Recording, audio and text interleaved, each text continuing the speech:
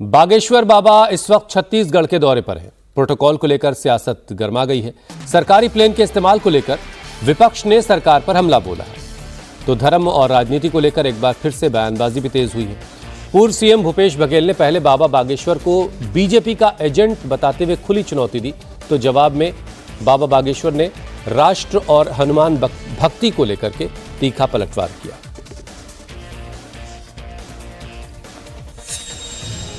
छत्तीसगढ़ में बागेश्वर सरकार, प्रोटोकॉल पर सियासत जोरदार। राष्ट्रवाद के प्रति जगाना यदि अंधविश्वास है तो जिन्हें ये अंधविश्वास लगता है उन्हें देश छोड़ देना चाहिए। भारतीय जनता पार्टी के एजेंट के रूप में काम करते हैं, उसके अलावा और है क्या उसका?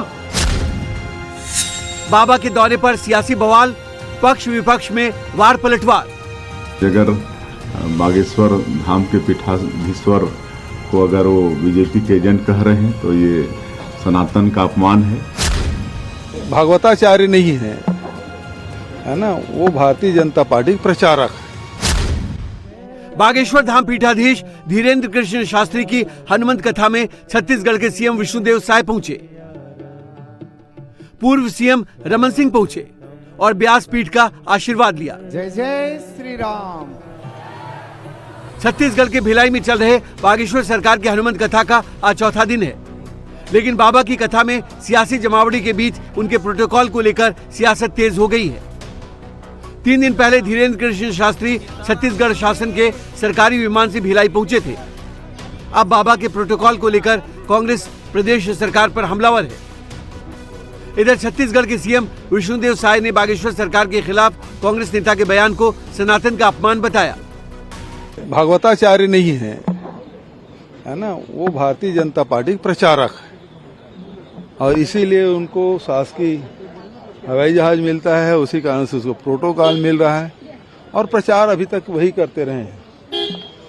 तो ये भारतीय जनता पार्टी इस प्रकार से बहुत लोगों को चुपचाप मदद करती रही है, लेकिन अब ये खुलेआम हो रहा है और शासकीय धन का दुरुपयोग हो रहा है अपने पार्टी के प्रचार के लिए। हमारा ये देश ऋषि मुनियों का देश है, प्राचीन समय से ही, और ऋषि मुनियों का सम्मान होते आया है। और आज अगर बागेश्वर धाम के पीठाधीश्वर को अगर वो बीजेपी के एजेंट कह रहे हैं तो ये सनातन का अपमान है और बागेश्वर धाम का अपमान है। निश्चित रूप से इसका निर्णय जनता करेगी। बागेश्वर सरकार 3 दिन से भिलाई में है, लेकिन कांग्रेस नेता भूपेश बघेल और बाबा बागेश्वर के बीच वार पलटवार लगातार जारी है। सबसे पहले कांग्रेस नेता भूपेश बघेल ने ही बागेश्वर सरकार पर अंधविश्वास फैलाने का आरोप लगाया, जिसके जवाब में बाबा ने सनातन विरोधियों को देश छोड़ने की नसीहत दे डाली। बाबा के इस बयान से भूपेश बघेल भड़क उठे और शुक्रवार को बाबा पर पलटवार करते हुए उन्हें बीजेपी का एजेंट बता दिया और फिर शनिवार को बीजेपी का प्रचारक कहते हुए राज्य सरकार पर निशाना साधा। तो अब धीरेन्द्र कृष्ण शास्त्री ने भूपेश बघेल को नसीहत दी है और कहा कि हर चीज का इलाज चर्च नहीं है। अभी तक हमको किसी ऐसे नेता ने दक्षिणा दी नहीं है। हमारी इच्छा है कि ऐसे नेता हमें दक्षिणा दे और कथा में बुलाए, तो बहुत अच्छा होगा कि उनके बयान बहुत सार्थक होंगे। और दूसरी बात, हम पैसा लेते नहीं है, कोई दक्षिणा दे दे तो लेते हैं, कन्या विवाह और कैंसर हॉस्पिटल में लगाते हैं। हमें लगता है कि ये देश के प्रत्येक व्यक्ति को, खासकर नेताओं को ये करना चाहिए। जो कृपा से काम हो सकता वो कृपा से करवाएं, जो दवा से हो सकता वो दवा से ही करवाएं। इसलिए हम हॉस्पिटल खोल रहे हैं। हर चीज का इलाज चर्च नहीं।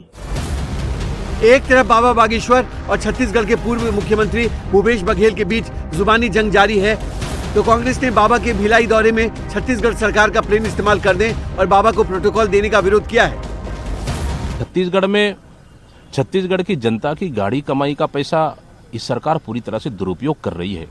एक तरफ गांव में 1 रुपए खर्च करने के लिए पैसा नहीं है और यहाँ पे प्रोटोकॉल मेंटेन करने के लिए बस हमारे सरकारी जहाज को पूरी तरह से इन्होंने एयर टैक्सी बना दिया। और बाकी तो वीडियो आप देख ही रहे हैं, मतलब दुर्भाग्यजनक छत्तीसगढ़ के लिए। देखिए, कांग्रेस पार्टी और विपक्ष सनातन और सनातनियों से इतनी घृणा करती है कि बात बात पर आलोचना करना ये कांग्रेस की आदत हो गई है और ये उनकी सनातन और सनातनियों के प्रति घृणा बार बार उजागर होता है। अभी भी कांग्रेस के नेता वही कर रहे हैं। बागेश्वर सरकार के दौरे को लेकर जारी सियासत के बीच आज बाबा बागेश्वर की हनुमंत कथा का चौथा दिन है। तो 29 तारीख को बागेश्वर सरकार के 5 दिवसीय हनुमंत कथा का समापन होगा।